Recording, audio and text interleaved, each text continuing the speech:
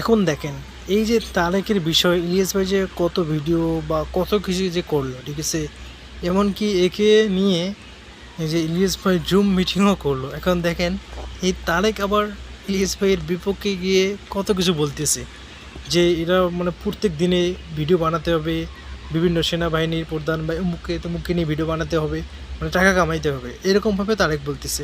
So এখন এর বিপক্ষে যে ইলিয়াস ভাই আবার পোস্ট দিয়েছে যে আমি যদি কয়েকটা পোস্ট দেই তাহলে তো যে আমের ব্যবসা আছে না, সব কিছু বন্ধ হয়ে যাবে।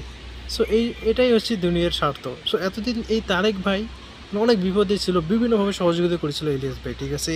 এখন এই তারেক সেখান থেকে উঠে আসছে না, এখন এসে যে বিভিন্ন দিক থেকে নাকি টাকা নিয়ে কিছু করছে নাকি।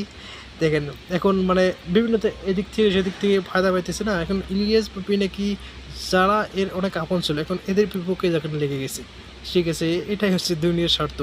মানে যেখানে স্বার্থ আছে সেখানে আছে, যেখানে স্বার্থ নেই সেখানে কেউ নেই।